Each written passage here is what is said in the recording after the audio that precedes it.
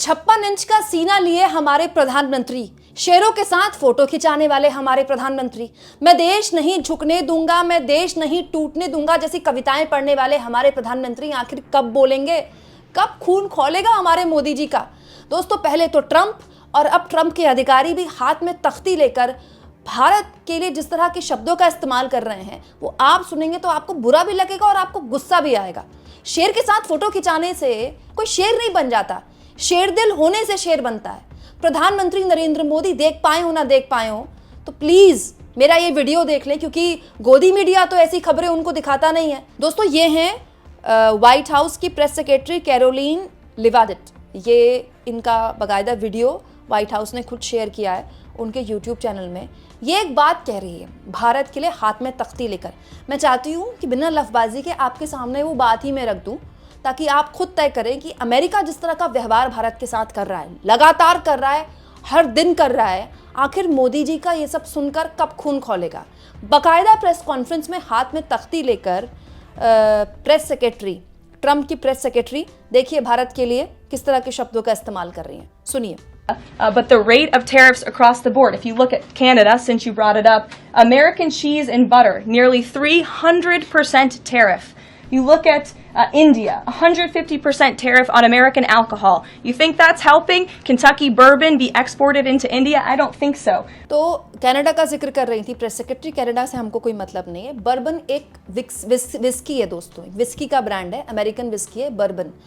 तो बर्बन का जिक्र करते हुए इंडिया का यहाँ पर नाम लेती हैं प्रेस सेक्रेटरी, ये कहते हुए कि हमारी विस्की है, मतलब अमेरिका की जो विस्की है बर्बन, उस पर इंडिया 150% टैरिफ लगाता है। क्या ये ठीक है?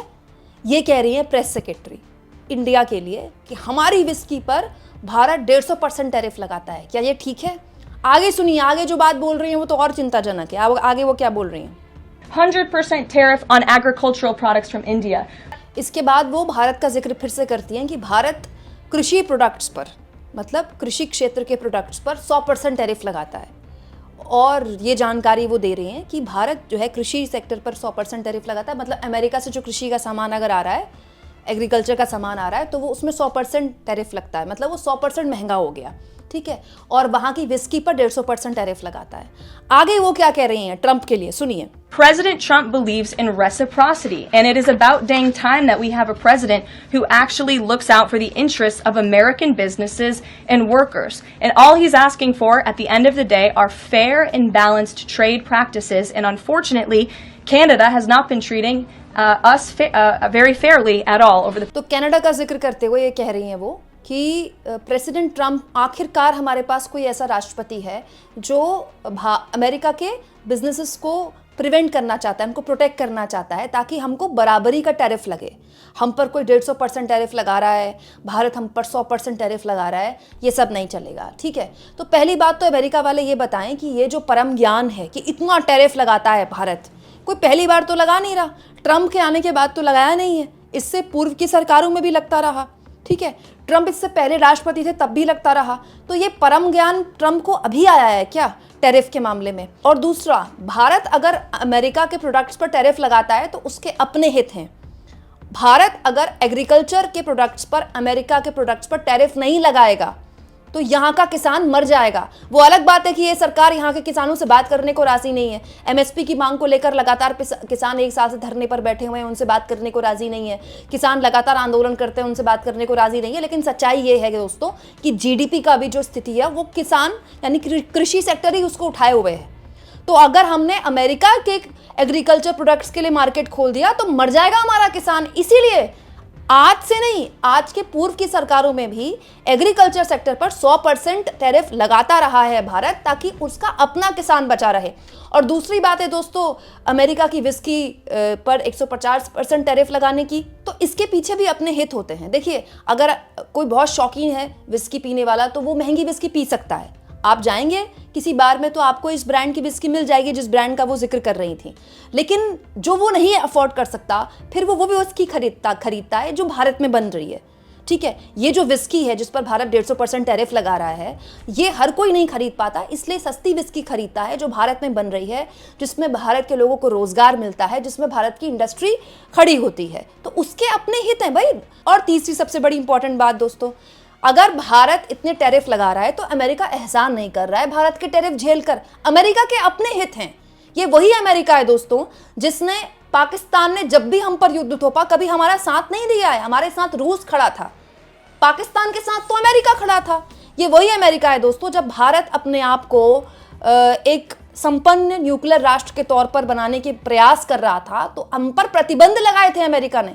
हमने इस अमेरिका के प्रतिबंध झेले हैं और उन प्रतिबंधों के साथ हम परमाणु संपन्न राष्ट्र बने हैं। तो ये जो अमेरिका की दोस्ती है भारत से, ये तो इसीलिए हुई, अभी कुछ दशक पहले हुई, क्योंकि अमेरिका को ये बात समझ में आई कि चीन एक बहुत बड़ी ताकत बनकर उभर रहा है भारतीय उपमहाद्वीप में, और इस पूरे खित्ते में केवल एक भारत ही ऐसा देश है जहां पर लोकतंत्र है और लगातार लोकतंत्र फल फूल रहा है। इसीलिए भारत के साथ संबंध बनाना अच्छा है, और भारत दुनिया की सबसे बड़ी उभरती मार्केट थी। तो अमेरिका अगर भारत के टैरिफ झेल रहा है तो भारत पर एहसान नहीं कर रहा है, वो उसके अपने हित हैं। और जहां तक बात है टैरिफ की दोस्तों, टैरिफ तो हाथ में तख्ती लेकर प्रेस सेक्रेटरी दिखा रही हैं कि इतना टैरिफ लगाता है एग्रीकल्चर सेक्टर पर, इतना टैरिफ लगाता है हमारी विस्की पर। ये भी बता दें कि कितने हथियार खरीदे हैं। दुनिया का सबसे बड़ा हथियार बेचने का जो कारोबार करता है दोस्तों अमेरिका करता है, और खूब पैसा कमाया है अमेरिका ने दुनिया भर को हथियार बेचकर।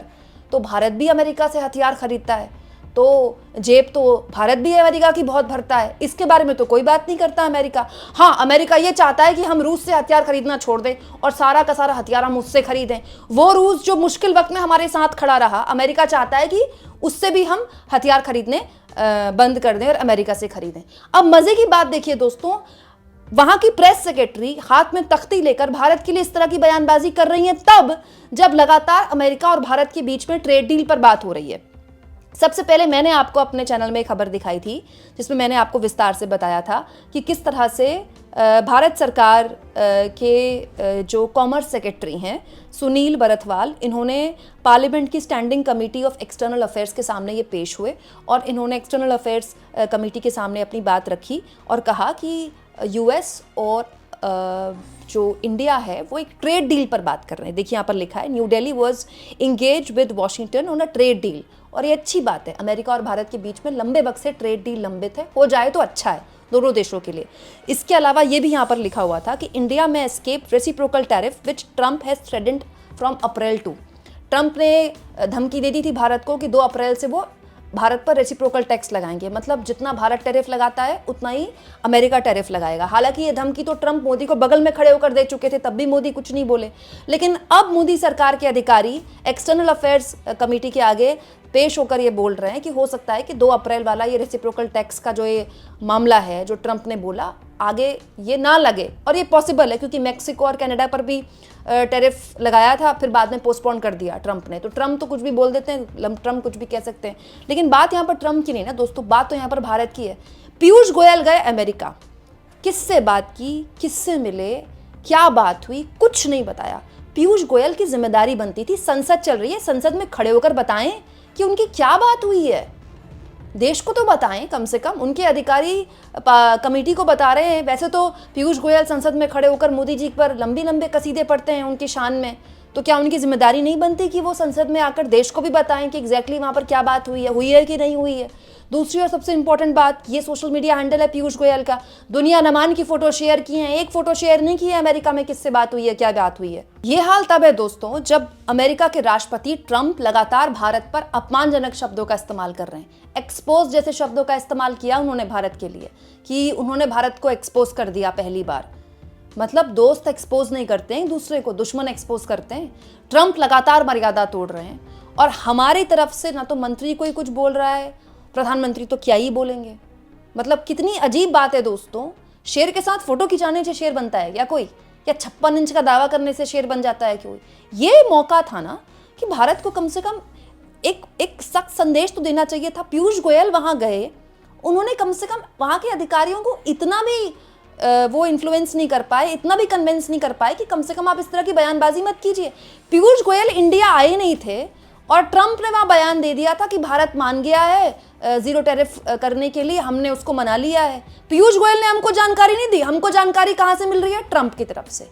ये हालत है इस सरकार की, और ये चाहती है सरकार की इन चीजों पर बात ना हो, इसीलिए दिन भर आपको रमजान और होली का विवाद या फिर औरंगजेब पर विवाद वाली घुट्टी पिलाई जाती है। आप इस मुद्दे पर क्या सोचते हैं दोस्तों? मोदी जी को कब गुस्सा आएगा, कब खून खौलेगा उनका, ये सब देखकर कमेंट बॉक्स में ज़रूर लिखें। और जितना हो सके चैनल को शेयर करें, सब्सक्राइब करें, और थैंक्स और ज्वाइन के ऑप्शन से अगर आप चाहें तो कुछ आर्थिक मदद भी चैनल की ज़रूर करें।